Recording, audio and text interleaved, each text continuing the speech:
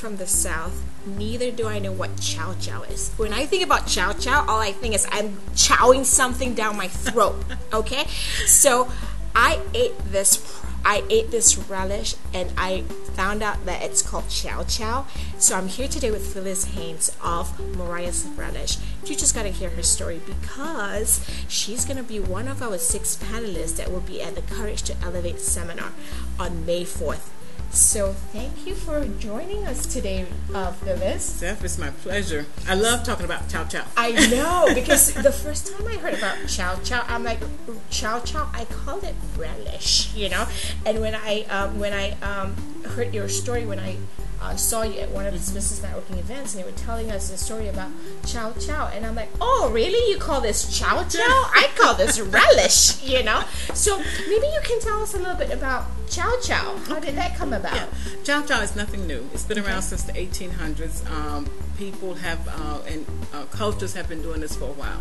And it simply means chopped vegetables. Ah, yes. Okay. Yes. All right.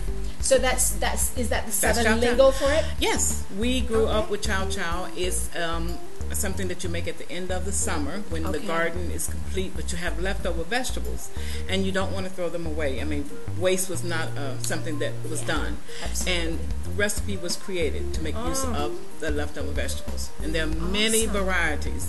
Many. Right, yes. right. So what do you put in here? I mean, the primary ingredients in Chow Chow. This particular recipe, my family's, is green tomatoes and onions. Those are the bulk of the recipe. Then we have green and red peppers, onions, and cabbage, spices, and vinegar.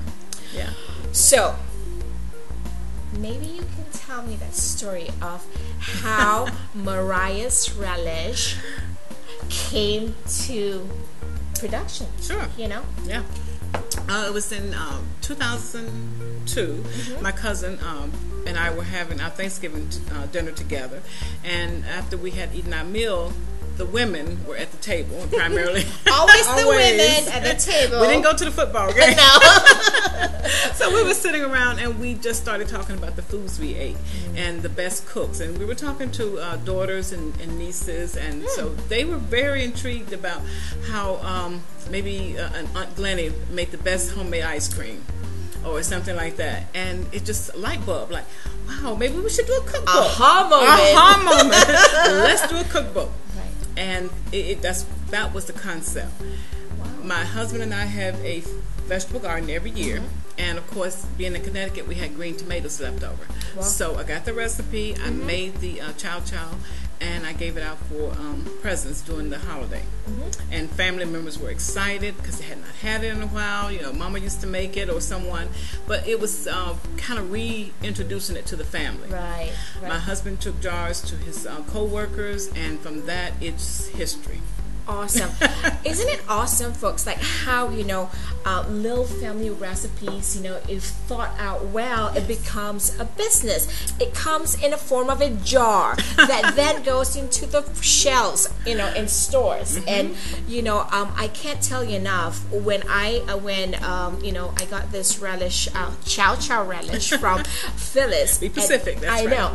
And I actually tried it. I got to tell you, I've not had anything better than this relish or Chow Chow, because it is so fresh. I don't think you have preservatives. Absolutely, in it. no there you preservatives, go. No preservatives, no additives, no coloring.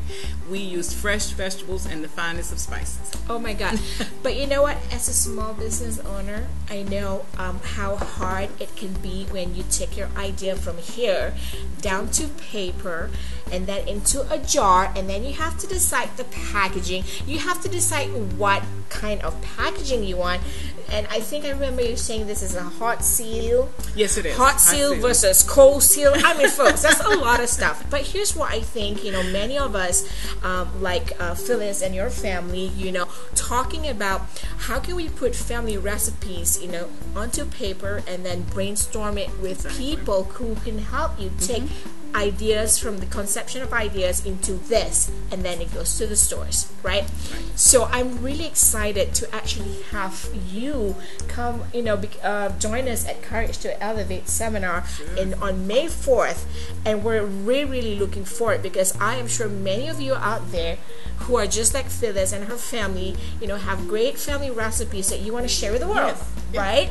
So maybe you can get a little bit more tips with her, where you're in the room with this woman. It will spark. She's a really beautiful young lady.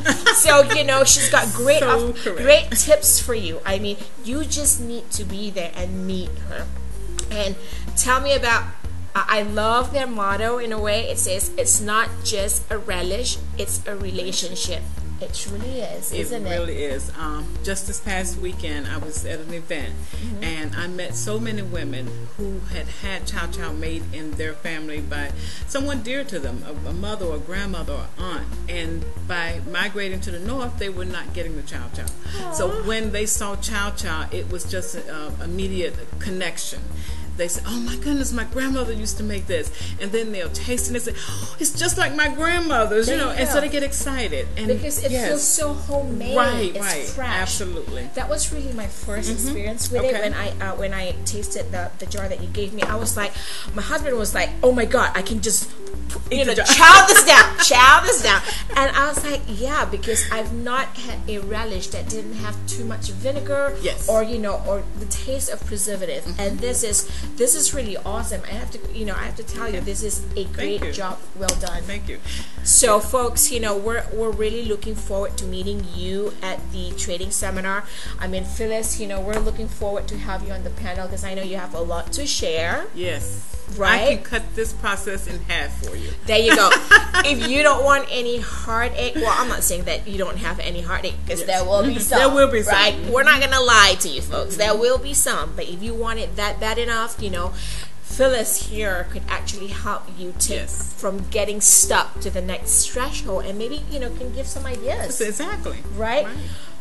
So tell me a little bit about, I think, the marketing and management process of, Mariah's Relish. Has it been a journey for you to, from the conception of the product? Yes. Because I know you have it on shelves. I mean, what did it take for you to, jump from idea to shelf?